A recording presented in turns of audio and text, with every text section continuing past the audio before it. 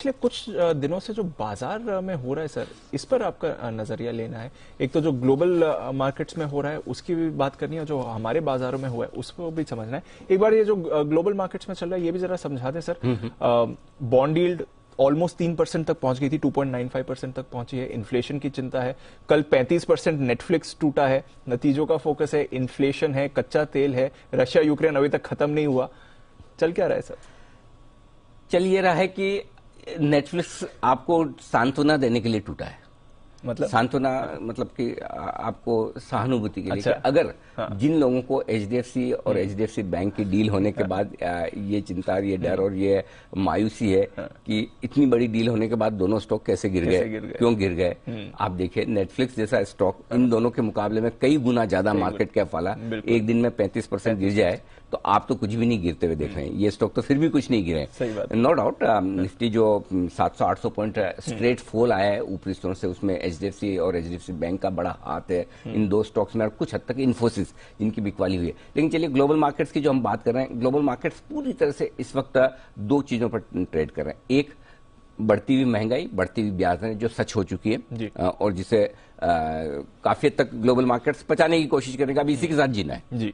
हमारे पास और कोई ऑप्शन है नहीं। हाँ। महंगाई जल्दी से नीचे नहीं आने वाली, ठीक है, और ब्याज दरें धीमे धीमे बढ़ती रहेगी। ये सच्चाई हमने मान ली। लेकिन अब जो एक्शन है, चाहे वहां के बाजारों का हो चाहे हमारे बाजारों का हो, कुछ समय तक अब पूरा का पूरा एक्शन रिजल्ट्स पर शिफ्ट होता हुआ दिख रहा है। हाँ। हमारे बाजार भी रिजल्ट पर रिएक्शन दे रहे हैं जी, और अमेरिका के बाजार भी। पिछला वीकेंड आपका इन्फोसिस और एचडीएफसी बैंक ने खराब किया था जी।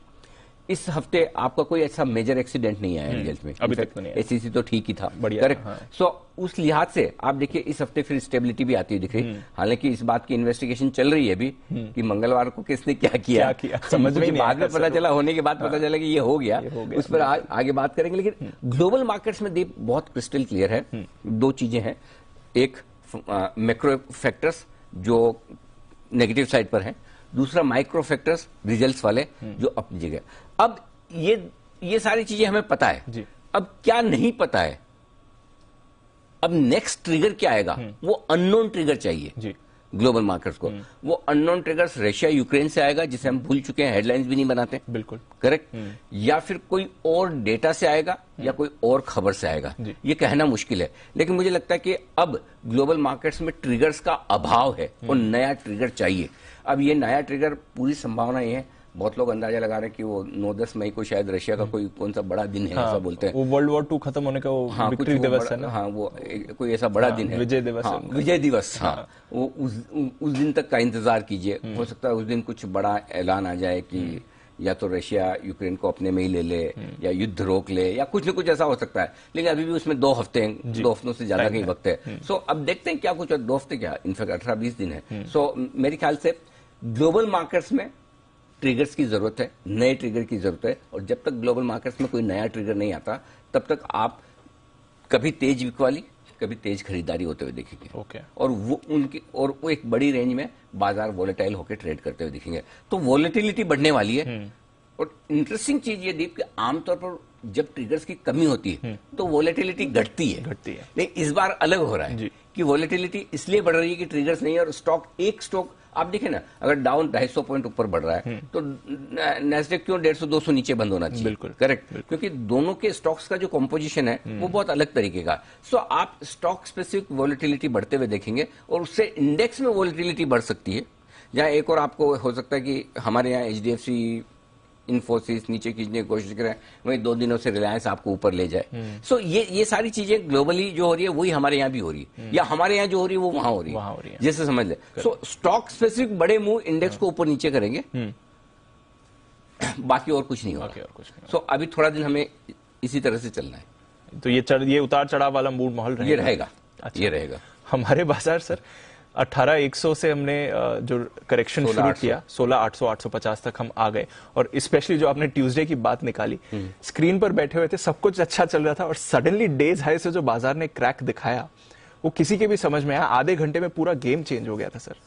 और सबसे बड़ी बात है कि जनरली हम लोग बहुत मतलब डायग्नोसिस कर पाए ना कर पाए, पोस्टमार्टम के तो हम उस्ताद हैं। बिल्कुल निकल बात तो हम पता लगा ही लेते हैं। Exactly. मतलब कि वो बॉलीवुड में पुलिस जैसे आती है ना कि मतलब बाद में तो बता ही देती कि क्या हुआ है क्या नहीं। हाँ। वैसे हम बाद में तो पता, इस बार पहली बार ऐसा हो कि बाद में भी पता नहीं चल रहा कि हुआ क्या। बिल्कुल पता नहीं। अब आजकल ये प्रॉब्लम रहने वाली है, और ये प्रॉब्लम मैं पहली और आखिरी बार नहीं बता रहा, रिपीटेटिव हो रहा हूँ, लेकिन एक बात समझनी पड़ेगी सबको, और मैं समझ चुका हूँ इस बात को जो मुझे भी पहले नहीं आती थी। अच्छा, मशीन ट्रेड, वहां भाव है, भावनाएं है ही नहीं, इमोशंस है ही नहीं। बिल्कुल। एक लेवल टूटता है, उस लेवल के नीचे स्टॉप लॉस ट्रिगर होता है, स्टॉप लॉस के नीचे शॉर्ट ट्रिगर होते हैं, वो शॉर्ट और स्टॉप लॉसेस ट्रिगर करते हैं, वो स्पाइरल इफेक्ट होता है। कि अगर आपने समझिए कि उस दिन आपने 17,275 पे आप ट्रेड करे थे, राइट, हाई मंगलवार का 17,275 का था, आपने 17,200 का स्टॉप लॉस लगा के रखा फॉर एग्जांपल, 17,200 टूटते आप माफ कीजिएगा, पहले आप अपनी लॉन्ग छोड़ेंगे, तेजी की पोजीशन काटेंगे, आप तेजी की पोजीशन काटने आए, आप मतलब एक साथ मशीन वाले बहुत सारे ट्रेड्स हैं जी, सबके कटे, 25-50 और नीचे आया, वहां से और आपकी पोजीशन कटी, फिर ऐसे करते करते अचानक से कब सेलिंग प्रेशर बड़ा आ जाता है आपको पता ही नहीं चलता।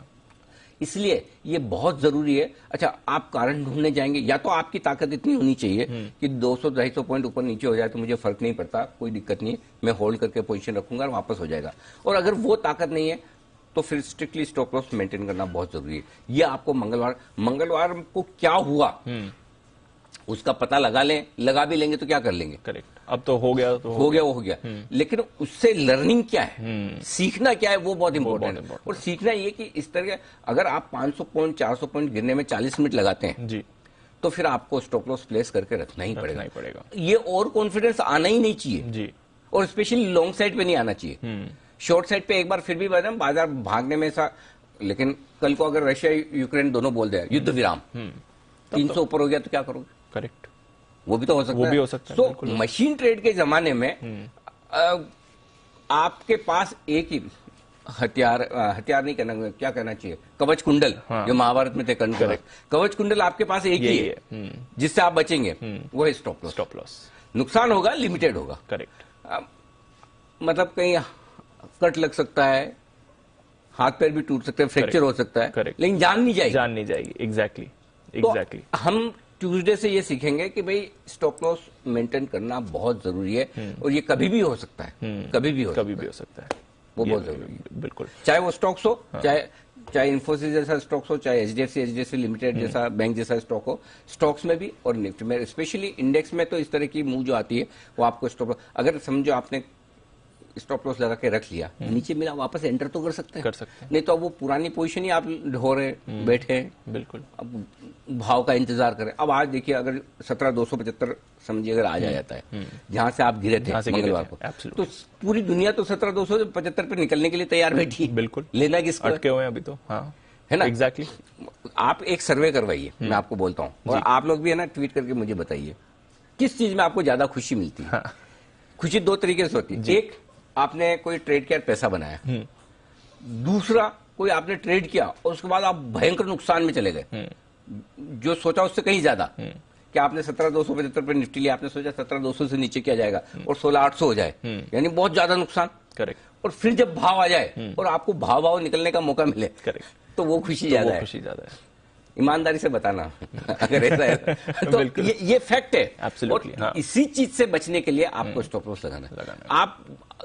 आपकी कोई पार्किंग प्लेस नहीं है आपका बैंक अकाउंट कि आप इंतजार कर रहे हैं वापस भाव आए में निकल जाओ। इसके लिए ब्रोकर को ब्रोकरेज देने के लिए थोड़ी पैदा हुए हैं, कमाने के लिए पैदा हुए हैं। अगर यही चीज आप स्टॉप लॉस के साथ हल्के हो जाते तो नीचे में लेने की जगह रहती, अच्छा जगह रहती नहीं, दिमाग तो खाली रहता, ट्रेडिंग अकाउंट तो खाली रहता, बिल्कुल, खाली रहेंगे तो नया सोचेंगे, पहले से भरा पड़ा है अंदर, पोजीशन भरी पड़ी है, दिमाग ऑक्यूपाइड है, और फिर ऊपर से बोले मैं छुट्टी पे हूं तो तीन चीजें तो इसलिए स्टॉप लॉस प्लीज मेंटेन करें इस तरह के वॉलेटाइल मार्केट में। और इसलिए शुरुआत आज मैंने वॉलेटिलिटी के साथ ही की, जो आगे भी रह सकते हैं, ये ध्यान रखना जरूरी है। चलिए, तो वॉलेटिलिटी तो हमारे हाथ में नहीं है, बट स्टॉप लॉस हमारे हाथ में है, और इसको आप पोजीशन कैसे मैनेज करें, रिस्क मैनेजमेंट आपके हाथ में।